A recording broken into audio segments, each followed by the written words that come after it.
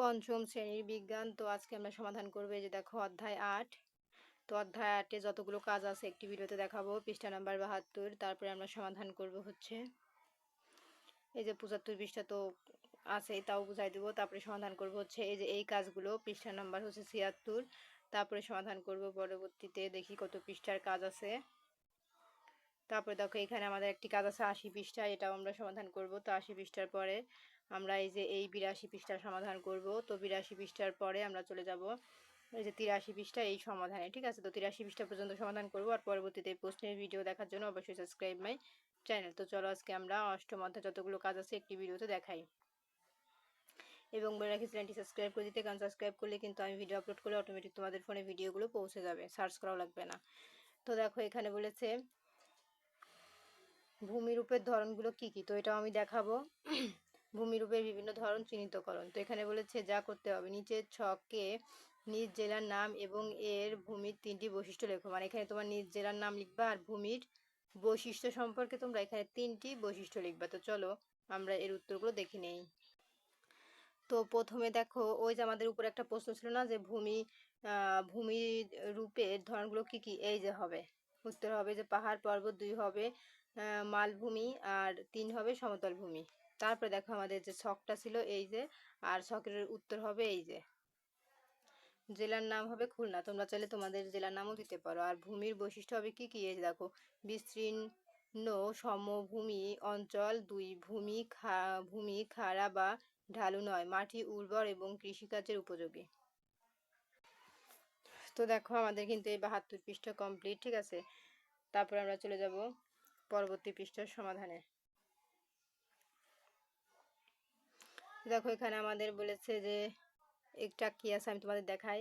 এখানে একটা কাজ আছে যে বাংলাদেশের মানচিত্রের ভূমিচিত্র রূপ চিহ্নিত করো।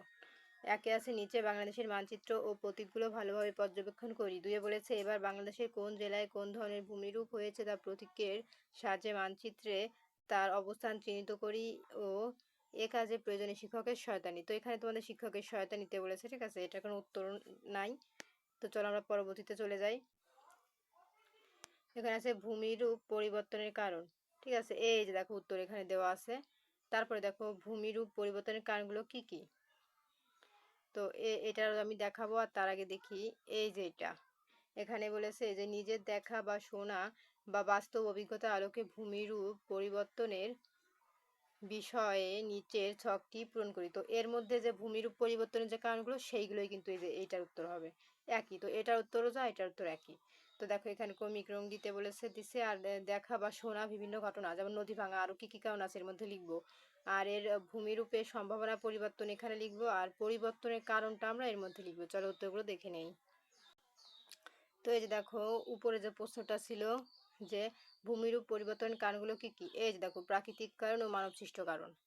আর এই যে ছিল আমাদের মেন ছকটি, তো মেন ছকের উত্তর এই যে দেখো নদী ভাঙা, তারপরে হবে পাহাড় ধ্বংস, তারপরে হবে বনভূমি ধ্বংস। আর এখানে হবে এটা তো করে দেওয়াই ছিল, আর তোমরা লিখবা ভূমিধস, মাটি ক্ষয় হয়।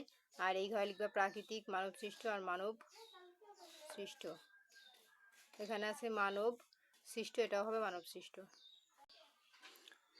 তো দেখো প্রিয় শিক্ষার্থীরা আমাদের কিন্তু এটার উত্তরও কমপ্লিট। এখন আমরা চলে যাব পরবর্তীতে। তো পরবর্তী পৃষ্ঠায় আমরা চলে যাব এখন।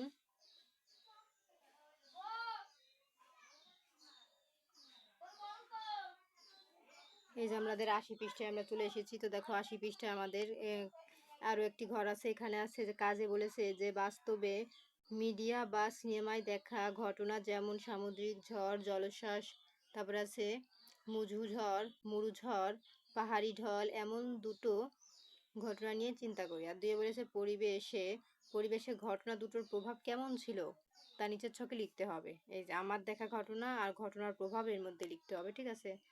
আর এই যে দেখো এখানে আমাদের লেখা আছে যে ভূমিরূপ পরিবর্তনে পানি ও জলবায়ুর প্রভাব। এই যে দেখো এখানে কিন্তু সমস্ত কিছু দেওয়া আছে উত্তর। আর এখানে পানি এবং বায়ুপ্রবাহ কিভাবে ভূমিরূপে পরিবর্তন ঘটায় সেটার উত্তরও দেখাবো, আর এটার উত্তর দেখাবো। চলো উত্তরটি দেখে নেই।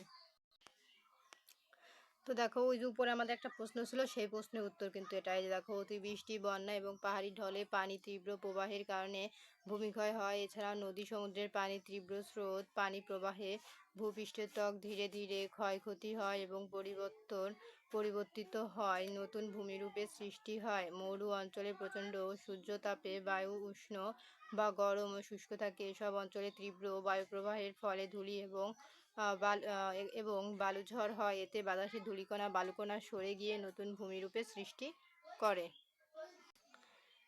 তারপরে দেখো আমাদের আর একটা কাজ ছিল যে আমার দেখা ঘটনা আর ঘটনার প্রভাব। ঠিক আছে, এই যে দেখো আমার দেখা ঘটনা হবে কি বৃষ্টিপাত, আর ঘটনার প্রভাব হবে কি এই যে অতিরিক্ত বৃষ্টিপাত হলে ভূমিরূপের উপরিভাগ ক্ষয় হয় এবং মাটির উর্বর কমে যায়।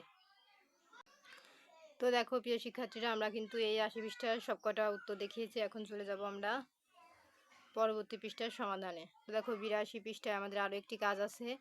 এখানে বলেছে যে ভূমিরূপ পরিবর্তনের ঘটনা লিখতে হবে, আর এখানে লিখতে হবে পরিবর্তন রোধ ও পরিবেশ সংরক্ষণের উপায়। আর উপরে দেখো প্রশ্ন বলেছে মানবসৃষ্ট কারণে ভূমিরূপের পরিবর্তন হচ্ছে এমন ৩টি ঘটনা উল্লেখ করেই যা আমরা বাস্তবে অথবা ছবি কিংবা মিডিয়াতে দেখেছি। তো সেগুলো ঘটনা আমরা এর মধ্যে লিখতে হবে এবং উল্লিখিত পরিবর্তন রোধে পরিবেশ সংরক্ষণের উপায়গুলো আমাদের এর মধ্যে লিখতে হবে। ঠিক আছে, তো চলো আমরা উত্তরগুলো দেখে নিই। আর এখানে বলেছে দেখো কিভাবে মানবসৃষ্ট ভূমিরূপে পরিবর্তন রোধ ও পরিবেশ সংরক্ষণ করা যায়। তো এইটার যে উত্তর, এই একই উত্তর কিন্তু এইটার। ঠিক আছে, চলো উত্তরগুলো দেখে নিই। এই যে দেখো আমাদের উত্তর, এই যে ভূমিরূপ পরিবর্তনের ঘটনা মাটি ক্ষয় ভূমিধস নদী ভাঙন, আর পরিবর্তন রোধ ও পরিবেশ সংরক্ষণের উপায়। এই যে বন ধ্বংস বন্ধ করা, বেশি করে গাছ লাগানো, পাহাড়ে জুম চাষ বন্ধ করা, নদী সংরক্ষণ করা। তো ছিল কিন্তু উত্তর। তো দেখো প্রিয় শিক্ষার্থীরা, আমাদের এগুলোর উত্তর কমপ্লিট। এখন আমরা চলে যাব পরবর্তীতে। দেখো ৮৩ পৃষ্ঠায়। তো ৮৩ পৃষ্ঠায় আমাদের দেখো এখানে কি বলেছে, নিচের ধারণা চিত্রটি বড় করে পোস্টারে এঁকে উপস্থাপন করি। মানবসৃষ্ট ভূমিরূপ পরিবর্তন রোধে আমরা কি কি করতে পারি তা লিখে ধারণা চিত্রটি পূরণ করি। এবার ধারণা চিত্র সংবলিত পোস্টারটি শ্রেণীকক্ষ ও শ্রেণীকক্ষের বাইরে সকলে দৃষ্টিগোচর হয় এমন স্থানে টানিয়ে রাখি। তো মানবসৃষ্ট ভূমি পরিবর্তনের রোধে করণীয় কি কি তা আমরা এর মধ্যে লিখে দেব। তো চলো আমরা উত্তরটি দেখে নেই।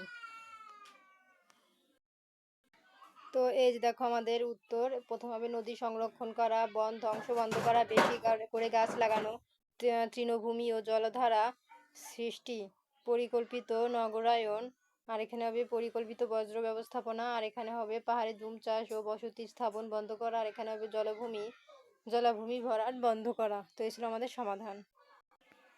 তো দেখো প্রিয় শিক্ষার্থীরা, আমাদের কিন্তু এটার উত্তর কমপ্লিট। এটা ছিল ৮৩ পৃষ্ঠা। তো পরবর্তীতে ৮৪ পৃষ্ঠার এই প্রশ্নের ভিডিও দেখার জন্য অবশ্যই সাবস্ক্রাইব মাই চ্যানেল। আর ভিডিওটি কে কোথা থেকে দেখছো অবশ্যই কমেন্টে বলো।